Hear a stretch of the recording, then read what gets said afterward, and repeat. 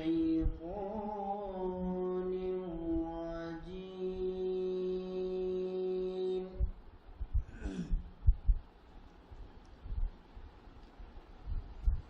بسم الله الرحمن الرحيم.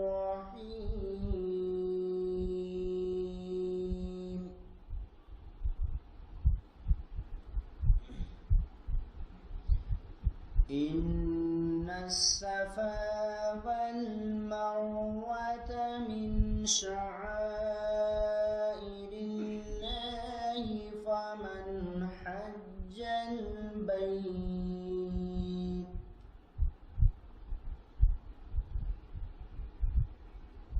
فمن حج البيت أو اعتمر فلا جناح عليه أن يطوف بهما، ومن تطوع خيرا فإن الله شاكر عليم. صدق الله مولانا العظيم.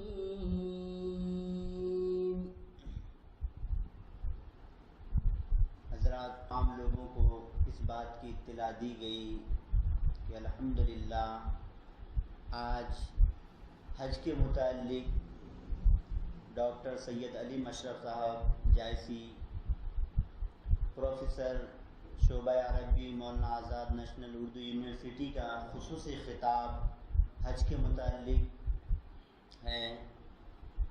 میں آپ لوگوں کا دل سے شکر ادا کر رہا ہوں کہ آپ تمامی حضرات مدعو کیے جانے پر یہاں تک تشریف لائے. اب بلا کسی تاخیر کے میں حضرت کو دعوت سخن دے رہا ہوں کہ اپنی قیمتی معلومات سے ہم سبوں کو مالا مال کریں. اب میں آپ لوگوں کے اور حضرت کے بیچ میں داخل نہ ہوتے ہوئے حضرت کے روبرو مائک کو کر رہا ہوں اور نحمده ونستعينه ونستغفره ونؤمن به ونتوكل عليه ونستهديه ونستلهمه ونعوذ به من شرور أنفسنا ومن سيئات أعمالنا ونشهد أن لا إله إلا الله وحده لا شريك له ونشهد أن سيدنا ومولانا محمدا عبده ورسوله شهادة خالصة من العابد للمعبود التي هي عمدتنا في هذه الدنيا وزخرتنا في يوم الموعود. اللهم اجعلها حليفة القلب واللسان عند النزع ويوم تعرض عليك الخلائق يا واسع الكرم وعظيم الجود.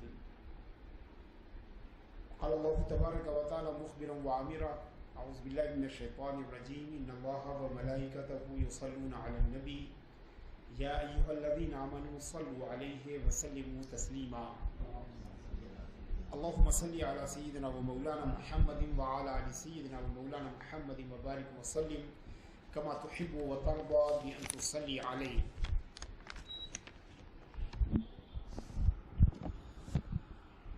حضرت گرامی، ہر مسلمان کو اس بات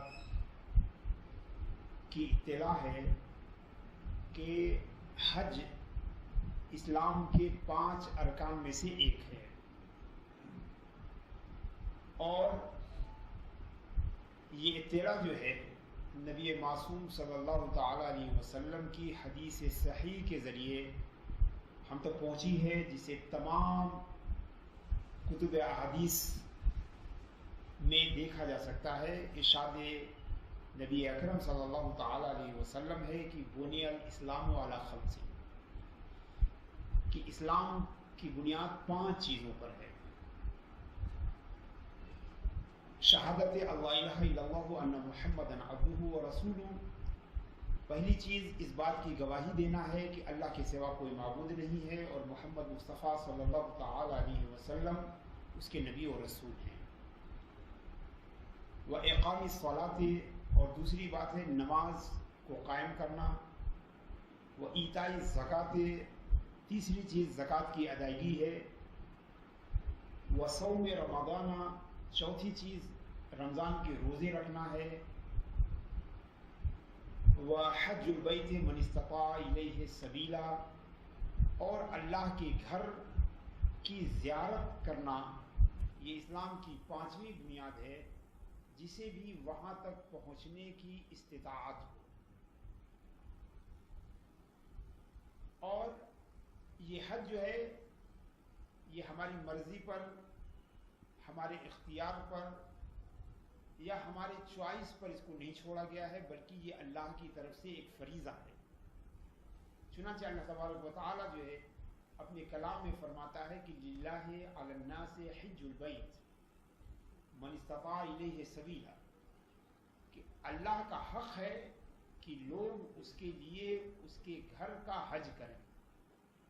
للہ ہے یعنی یہ اللہ کا حق ہے، یہ اس کا رائٹ ہے، یہ اس کے حق کا حصہ ہے کہ لوگ اس کے لیے اس کے گھر کی زیارت کریں، اس کے گھر کا حج کریں جو وہاں تک پہنچنے کی استطاعت رکھتا ہے۔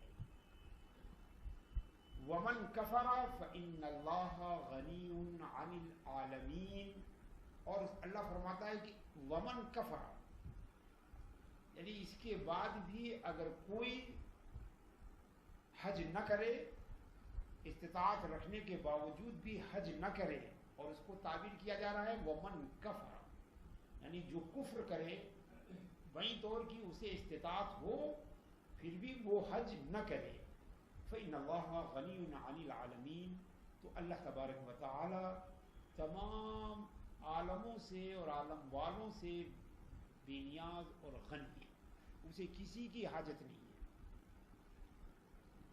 اس سے یہ اس آیت کریمہ سے یہ بات واضح ہو گئی کہ حج جو ہے یہ ہمارے اختیار اور ہماری پسند اور ناپسند کے تابع نہیں ہے، بلکہ یہ اللہ کا حکم ہے، ہم پر فرض کیا گیا ہے۔ شرط صرف یہ ہے کہ ہمارے پاس استطاعت ہو۔ استطاعت کو علماء نے جو ہے اس کی تین قسمیں بیان کی ہیں، کہ ایک کا تعلق جو ہے وہ مال سے ہے، دوسرے کا تعلق صحت سے ہے، اور تیسرے کا تعلق امن و امان اور سیکورٹی کی پوزیشن سے ہے، کہ اگر آپ کے پاس مال ہے تو آپ مستطیع ہیں، لیکن مال کے ساتھ ساتھ آپ صحت مند بھی ہونے چاہیے، لہذا اگر ایک مریض مالدار ہے تو اس پر حج فرض نہیں ہے، مال رکھتا ہے مگر چونکہ مرض ہے اس لیے اس پر حج فرض نہیں ہے، اور دونوں چیزیں ہیں اس کے پاس ہیں مگر حج تک مکہ مکرمہ تک پہنچنے کا جو راستہ ہے وہ امن نہیں ہے، معمول نہیں ہے، سفر نہیں کیا جا سکتا، جنگ چل رہی ہے، یا راستے میں جو ہے وہ قزاق ہیں، لٹیرے ہیں، یا کوئی بھی ایسی صورتحال ہو جو آپ اور حج بیت اللہ تک پہنچنے میں رکاوٹ ہو، تو بھی آپ مستطیع نہیں ہیں، تب بھی آپ استطاعت والے نہیں ہیں، تو گویا یہ تینوں شرطیں اگر آپ پوری کر رہے ہیں تو آپ پر حج فرض ہے، اور ایسا فرض ہے کہ اللہ فرماتا ہے کہ وَمَنْ كَفَرَ فَإِنَّ اللَّهَ غَنِيٌّ عَنِ الْعَالَمِينَ۔ اس پہ بہت توجہ دینے کی ضرورت ہے، اس کو لوگ تھوڑا اسلام میں جو ایک ایسا واجب ہے کہ واجب مرخص کہتے ہیں، کہ جس میں تحدید نہیں کی گئی کہ آپ اس سال کریں یا اگلے سال کریں یا اگلے سال کریں، تو لوگوں نے شاید اس میں یہ بھی جوڑ لیا کہ یہ چاہے آپ نہ کریں، حالانکہ یہ نہیں ہے۔ واجب جو مرخص ہے اس میں صرف گنجائش یہ ہے کہ آپ اس سال نہ کریں تو اگلے سال کر لیں، اگلے سال نہ کریں تو اس کے بعد کر لیں، مگر اس کا یہ مطلب نہیں ہے کہ یہ کریں یا نہ کریں یہ ہمارے ثوابدید پر ہے یا ہمارے اختیار پر ہے، اس کی بالکل گنجائش نہیں ہے۔ آپ اندازہ لگائیے کہ جن الفاظ میں اللہ تبارک و تعالیٰ تحدید دے رہا ہے، بلا کسی عذر کے حج نہ کرنے والوں کو جو دھمکی دی جا رہی کہ وَمَنْ كَفَرَ، اور جس نے استطاعت رکھنے کے بعد بھی حج نہیں کیا، یعنی جس نے کفر کیا، فَإِنَّ اللَّهَ غَنِيٌّ عَنِ الْعَالَمِينَ، تو اللہ کو اس کی پرواہ نہیں ہے، اللہ کو اس سے مطلب نہیں ہے، اللہ تعالیٰ اس سے بے نیاز ہے۔ اور اسی موقف کو نبی کریم صلی اللہ تعالیٰ علیہ وسلم نے اپنی حدیث پاک میں بھی بے حد وضاحت کے ساتھ جو ہے پیش کیا ہے۔ اللہ کے رسول صلی اللہ تعالیٰ علیہ وسلم فرماتے ہیں کہ مَن مَلَكَ زَادًا وَرَاحِلَةً تُبَلِّغُهُ إِلَى بَيْتِ اللَّهِ وَلَمْ يَحُجْ فلیس علی اللہ ان یموت یہودیا او نصرانیا. ترجمہ سن لیجیے کس قدر بھیانک جو ہے وہ وعید ہے، کتنی بڑی جو ہے وہ سزا کی بات کی جا رہی ہے کہ اللہ کے رسول فرماتے ہیں کہ ملک زادن، جس کے پاس زاد سفر ہے. یاد رکھیے یہ نہیں کہا جا رہا ہے کہ جو لکھپتی ہے یا کروڑ پتی ہے یا جس کا اتنا بینک بیلنس. ملک زادن، جو حج جانے اور آنے کی مالی جو ہے وہ صلاحیت رکھتا ہے. وراحلتن تبلغہ الی بیت اللہ الحرام، اور ایسی سواری کا مالک ہے جو اسے مکہ مکرمہ تک، بیت اللہ تک پہنچا دے، جو اور اس کے بعد وہ حج نہیں کرتا ہے تو چاہے وہ یہودی مرے چاہے نصرانی مرے، اللہ کو کوئی پرواہ نہیں. تصور کیجئے کہ تحدید کا عالم کیا ہے. تو اس کو ایک بہت اہم پہلو ہے کہ عموماً لوگ کافی جو ہے وہ نظر انداز کرتے ہیں. وہ سمجھتے ہیں کہ شاید حج جو ہے وہ 5ویں نمبر پر ہے تو اس کی حیثیت بھی جو ہے وہ کافی نماز اور روزے سے 5ویں ہے، تو اس کو بالکل جو ہے 5th کالم کے طور پر کے ساتھ رہے گا تو بھی چلے گا اور نہیں رہے گا تو بھی چلے گا. جیسے کہ دنیا کی تاریخ میں 5th کالم کا ایک کردار ہوتا ہے نا کہ اگر ہے تو بھی ٹھیک ہے، نہیں ہے تو بھی ٹھیک ہے.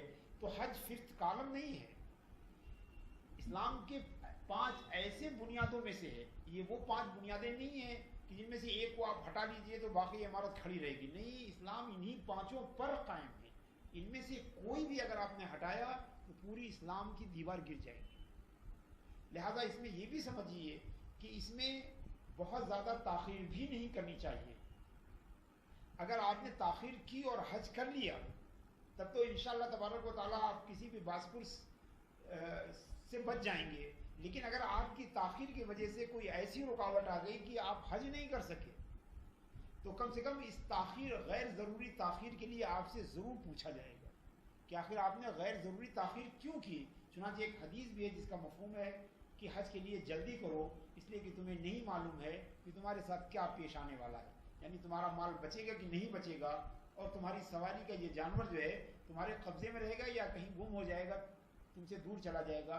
تو یہ ضروری ہے کہ حج کی اہمیت کو جو ہے سمجھا جائے. اور حج جیسا کہ آپ سب جانتے ہیں کہ جو حدیث شریف میں نے پڑھی اس میں 5ویں نمبر پر ہے اور فرضیت بھی اس کی اسی طرح ہے. چنانچہ علماء فرماتے ہیں کہ 9ویں صدی ہجری میں جو ہے یہ حج فرض ہوا. یعنی نماز ابتدا سے فرض تھی، روزہ اور زکوٰۃ جو ہے وہ 2 ہجری میں جو ہے وہ فرض ہوا، اور حج جو ہے وہ 9ویں جو ہے زکوٰۃ پہلے فرض ہوئی، اس کے بعد روزہ فرض ہوا، اور اس کے بعد 9ویں ہجری میں جسے عام الوفود کہتے ہیں، ڈیلیگیشن ایئر جسے کہتے ہیں، اسی سال میں یہ فرض ہوا. تو یہ نہ سمجھیے کہ یہ آخر میں فرض ہوا، بلکہ اس کو اس طور پر دیکھیے کہ اس کے ذریعے اسلام کو مکمل کیا گیا. یعنی یہ اسلام کو مکمل کرنے والی عبادت ہے، اسلام کو کمپلیٹ کرنے والی عبادت ہے. چنانچہ جب نبی کریم صلی اللہ تعالیٰ علیہ وسلم نے اپنا پہلا اور آخری حج فرمایا تو اسی میں اسلام کے مکمل ہونے کی آیت نازل ہوئی. الیوم اکملت لکم دینکم واتممت علیکم نعمتی ورضیت لکم الاسلام دینا. آج کے دن میں نے تمہارا دین جو ہے مکمل کر دیا ہے، تم پر اپنی نعمتوں کو کامل کر دیا ہے اور تمہارے لیے دین اسلام کو چنا ہے. تو اس سے پتہ چلتا ہے کہ حج کے ذریعے ہمارے دین کی تکمیل ہوئی. تو ہم یہ نہیں گویا اسلام کی تکمیل حج کے ذریعے ہوئی ہے، تو اگر ہم بھی اپنے اسلام کی تکمیل کرنا چاہتے ہیں تو وہ بھی حج کے ذریعے ہوگی. کیونکہ نماز پڑھ رہے ہیں، زکوٰۃ دے رہے ہیں، روزہ رکھ رہے ہیں، توحید اور رسالت کی گواہی بھی دے رہے ہیں. اب اگر کوئی چیز بچتی ہے تو وہ ہے حج. تو گویا حج کی ہماری زندگی میں اور ہمارے اسلام کے لیے، ہمارے دین اور ہمارے عقیدے کے لیے اس کی اہمیت یہ ہے کہ اس کے ذریعے ہمارا دین مکمل ہوتا ہے. اور عزیزان گرامی، حج کا لغوی معنی جو ہے وہ صرف ہے قصد کرنا. جو لٹرل میننگ ہے اس کا معنی ہے ارادہ کرنا، قصد کرنا. مگر شرعی معنی یہ ہے کہ اللہ کے حکم کی تکمیل کی نیت سے حج بیت اللہ کی زیارت کرنا، مخصوص دنوں میں اور مخصوص افعال کے ساتھ اس کو پورا کرنا، یہ حج کہلاتا ہے. اور اگر آپ دیکھیں تو حج جو ہے یہ 2 لفظوں سے بنا ہوا ہے. یہ بڑی جو ہے کسی اہل دل نے جو ہے توجیہ بیان کی کہ حج جو ہے وہ 2 لفظ سے بنا ہے، حرف سے، ایک ہا اور دوسرا جیم. ایک ہا ہے دوسرا جیم ہے. ہا جو ہے یہ اللہ تبارک و تعالیٰ کے حلم و بردباری کو ظاہر کرتا ہے، اور جیم جو ہے یہ بندے کے جرم اور گناہ کو بتاتا ہے.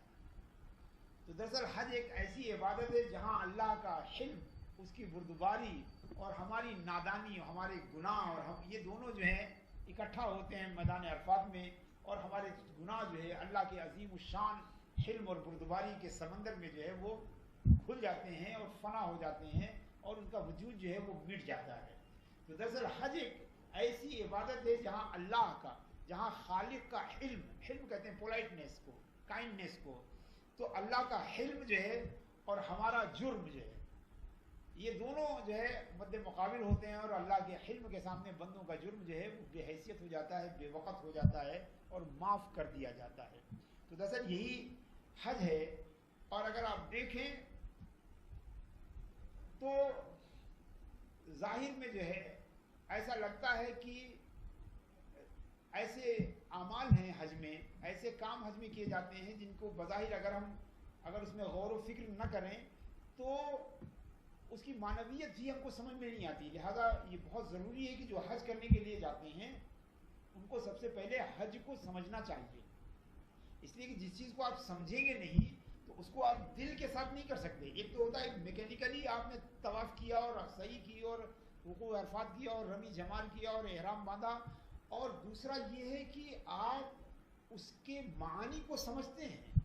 تو معنی کو سمجھ کے اگر آپ کوئی کام کرتے ہیں تو اس کا لطف جو ہے بالکل دوبارہ الگ ہو جاتا ہے. کہ اگر آپ یہ سمجھیے کہ یہ حج جو ہے یہ محض ایک جسم کا سفر نہیں ہے، بلکہ یہ ایک روح کا سفر ہے، یہ ایک اسپریچول جرنی ہے. اس لیے کہ اگر اسپریچول جرنی نہ مانی جائے تو اللہ تعالیٰ سے ملنے کے لیے جسم کو تو کہیں سفر کرنے کی ضرورت ہی نہیں ہے. اللہ سے ملنے کے لیے کہیں جو ہے سفر کرنے کی ضرورت نہیں ہے. وہ تو جو ہے اقرب الیکم من حبل الورید، وہ تو اپنے علم و قدرت کے ساتھ ہمارے رگے جان سے بھی زیادہ قریب ہے. تو اس کے گھر وہاں جانے کی کوئی ضرورت نہیں ہے، اور نہ حقیقت میں ایسا اس کا گھر ہے جیسا کہ ہمارا اور آپ کا گھر ہوتا ہے. وہ ایسے گھر سے بے نیاز ہے. تو دراصل بنیادی طور پر جو لوگ اس کو محض فزیکل پوائنٹ آف سے دیکھتے ہیں وہ دراصل ٹیکنیکلی تو حج کر لیتے ہیں، مگر جس طرح ان کا اپنا حج جو ہے وہ روح سے خالی ہوتا ہے، ویسے ہی وہ ثواب بھی جو ہے وہ ایسے ہی رہتا ہے کہ جیسے ان کا عمل ہوتا ہے ویسے ہی ثواب. نہ وہ کیفیت پیدا ہونے پاتی ہے، نہ وہ مقاصد وہ حاصل کر پاتے ہیں جو حج کے اللہ تبارک و تعالیٰ نے بیان کیا. اللہ فرماتا ہے کہ لِيَشْهَدُوا مَنَافِعَ لَهُمْ، حج کرو تاکہ وہ لوگ اپنے نفعوں کو دیکھ سکیں، اپنے نفعوں کو دیکھ سکیں. تو ضروری یہ ہے کہ اس اسپریچول جرنی کے لیے پہلے سے جو ہے مینٹل پریپریشن کی ضرورت ہے. مینٹل پریپریشن کی ضرورت ہے. سالی اس پر سارا زور رہتا ہے لوگوں کا کہ دعائیں یاد کرنا، لمبی سے لمبی دعائیں یاد کرنا، اور یہاں تک کہ وہاں جاتے ہیں اور انہیں دعاؤں کے ہجے کرنے میں سارا وقت گزر جاتا ہے. یعنی انہیں اللہ تبارک و تعالیٰ سے قربت کا احساس نہیں ہوتا، اللہ تبارک و تعالیٰ کی رحمتوں سے ہم آہنگ ہونے کا نہیں ہوتا، ان کو اپنے رب کے دروازے پر کھڑے ہونے کا شعور نہیں ہوتا، سمجھے. بلکہ وہ زیادہ تر جو ہے انہیں دعاؤں اور ان کی ترکیب اور ان کی ہجے اور ان کے میں وہ وقت گزار دیتے ہیں. ضروری یہ ہے کہ حاجی جو ہے یہاں سے جب تیاری سے پہلے وہ حج کے ارکان کو، حج کے اعمال کو جو ہے وہ سمجھے، اسے اڈاپٹ کرے، یعنی اس میں گھل مل جائے. احرام کیا ہے، احرام کی معنویت کیا ہے، حج کیا چیز ہے خود. اگر آپ دیکھیں تو حج کی اہمیت کا اندازہ اس سے ہے کہ دنیا میں کوئی مذہب، خواہ وہ آسمانی ہو یا غیر آسمانی، توحیدی ہو یا غیر توحیدی، رسالت اور نبوت کا تصور والا ہو یا رسالت اور نبوت کے تصور کے بغیر ہو، کوئی ایسا مذہب نہیں ہے جو حج کے بغیر پایا جاتا. آپ یونانیوں کو دیکھیں، آپ مصریوں کو دیکھیں، آپ سومرین کو دیکھیں، آپ اس سے پہلے جو اکادینس تھے آپ ان کو دیکھیں، ایشورین کو دیکھیں، بابلینس کو دیکھیں، افریقہ کے جو ہے مختلف آپ نیشنز کو دیکھیں، آپ ایشیا اور ہندوستان کے مختلف مذاہب کو دیکھیں. دنیا کا کوئی ایسا مذہب نہیں ہے جو حج کو کسی نہ کسی طرح جو ہے یعنی ایک مذہبی زیارت کے کنسیپٹ سے خالی ہو